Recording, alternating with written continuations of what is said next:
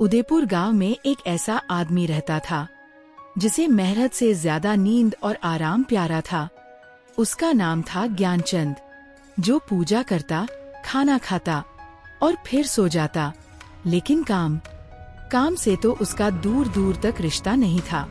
जी, सुबह हो गई है, अब तो उठ जाइए, खेत देखने भी जाना है। अरे भाग्यवान, इतनी जल्दी क्या है? अभी खेत गया तो अपशगुन हो जाएगा। अपशगुन से ज्यादा तो गरीबी डराती है जी। घर में अनाज खत्म होने वाला है। पहले भोजन ले आओ, भूख लगी है। खाली पेट कोई काम नहीं होता। पत्नी चुपचाप भोजन ले आती है। वाह, मजा आ गया। तुम्हारे हाथ में तो सच में जादू है। जादू नहीं जी, मजबूरी है। कब तक ऐसे चलेगा? ज्ञानचंद जवाब देने की बजाय खर्राटे मारने लगता है। अगली सुबह एक साधु महाराज गांव भिक्षा मांगते हुए ज्ञानचंद की झोपड़ी पर पहुँचे। यहीं से उस आलसी आदमी की जिंदगी करवट लेने वाली थी। भिक्षाम देही, कोई है? आइए महाराज, अंदर आइए। बेटी, बहुत भूख लगी है, अगर थोड़ा भोजन मिल जाए। अभी लाती हूँ महाराज। ज्ञानचंद उठकर बैठ जाता है। महाराज, आपके दर्शन से तो हमारा घर पवित्र हो गया। भोजन परोसा जाता है। अद्भुत स्वाद। तुम्हारे हाथों में माँ अन्नपूर्णा का वास है। बेटा, मैं प्रसन्न हूँ। मांगो, जो चाहो मांगो। महाराज, मुझे ऐसा वरदान दीजिए कि जीवन भर मुझे कोई काम न करना पड़े।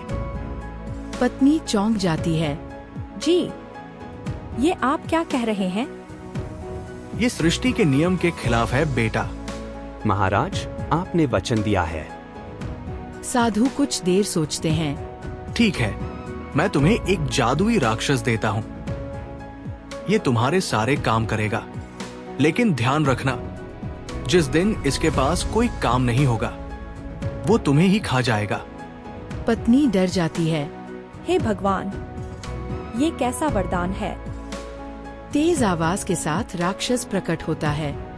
बताओ, क्या काम है? अनाज की बोरी ले आओ। पल भर में बोरी आ जाती है। और काम? खेत की सिंचाई कर दो। वाह, अब तो मजा आ गया। कुछ दिन तक ज्ञानचंद हर समय राक्षस को काम देता रहा, लेकिन एक दिन ऐसा आया जब काम खत्म हो गए और खतरा सामने खड़ा था। आज क्या काम है?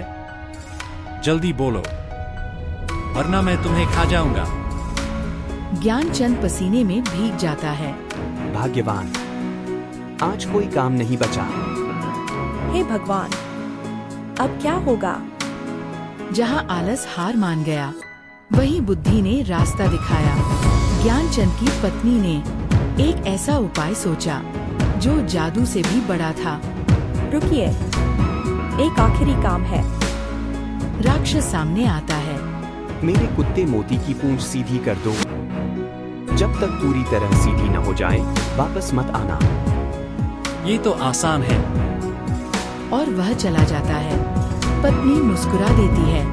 कुत्ते की पूंछ कभी सीधी होती ही नहीं। इस घटना के बाद ज्ञानचंद को समझ आ गया कि आलस उसे निगल सकता था, और उसी दिन उसकी असली जिंदगी शुरू हुई। भाग्यवान, अब मैं खुद काम करूंगा। यही सही रास्ता है जी।